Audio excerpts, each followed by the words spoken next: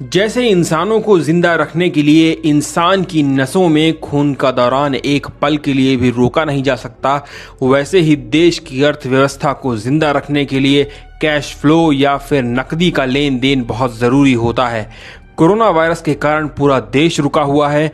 Corona महामारी से बचाने के लिए पुलिस और डॉक्टर सबसे आगे आकर लड़ रहे हैं। बेशक पूरा भारत पुलिस कर्मियों और हेल्थ वर्कर्स का कर्जदार है, मगर कुछ ऐसे भी हैं जो चुपचाप गुमनामी के अंधेरे में कोरोना से लड़ते हुए देश की अर्थव्यवस्था को जमींदोज होने से रोके हुए हैं। जिस दिन भारत कोरोना को हराकर फिर से तरक्की की राह पर दौड़ेगा, उस दिन भी हमें इनकी फिक्र नहीं होगी। 14 लाख गुमनाम लोगों की इस सेना के लिए ना फूल बरसाए गए, ना इनका हौसला बढ़ाने के लिए किसी के मुंह से 2 शब्द ही निकले।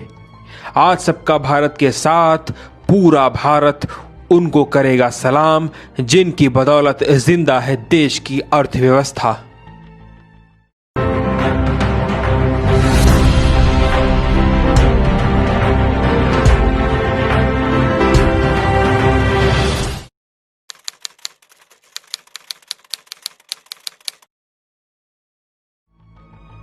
उपलब्ध आंकड़ों के अनुसार देश भर में लगभग 14 लाख बैंक कर्मचारी हैं। कोरोना संक्रमण काल में लगाए गए लॉकडाउन में भी बैंक कर्मचारियों ने नकदी का संकट नहीं होने दिया। बैंक कर्मी रोज बैंक में आकर लोगों को नकदी का भुगतान करते रहे।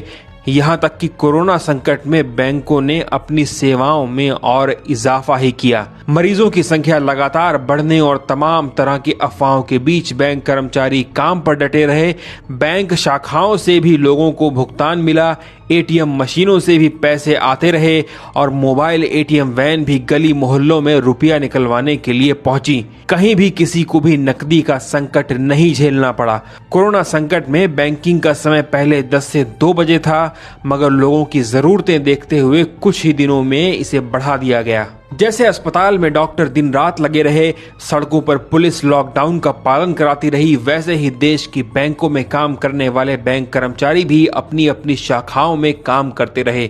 सरकार के पास, देश की मीडिया के पास हर बात का हिसाब है, मगर बहुत ढूंढने पर भी आपको नहीं पता चलेगा कोरोना काल में कितने बैंक कर्मचारियों ने आखिरी सांस ली।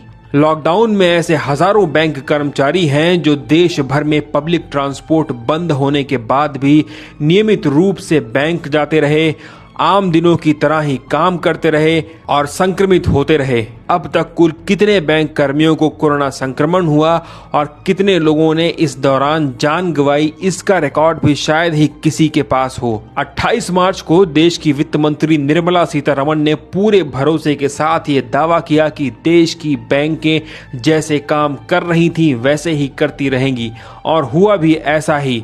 इसके बाद सरकार ने जनधन खातों में आर्थिक मदद भेजनी शुरू की, जिसके चलते बैंक शाखाओं में लॉकडाउन के बावजूद जबरदस्त भीड़ देखने को मिली। लिहाजा सोशल डिस्टेंसिंग गायब रही और बैंक कर्मी सीधे तौर पर लोगों के संपर्क में आते रहे। सरकार चाहती तो स्थानीय प्रशासन की मदद से अचानक से उमड़ी भीड़ को नियंत्रित कर सकती थी, मगर ऐसा हुआ नहीं।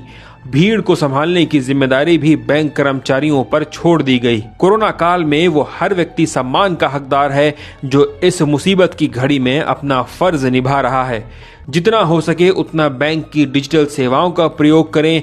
ऐसा करके आप बैंकों में काम करने वाले उन गुमनाम सिपाहियों की थोड़ी सी मदद कर सकते हैं जिनका नाम कहीं नहीं दिखता, मगर जिनके काम के बिना कोरोना महामारी से जंग कभी नहीं जीती जा सकती। अगर आप फेसबुक पर हमारा वीडियो देख रहे हैं तो लाइक और शेयर कीजिए। यूट्यूब पर देख रहे हैं तो सब्सक्राइब करना ना भूलिए। जय हिंद।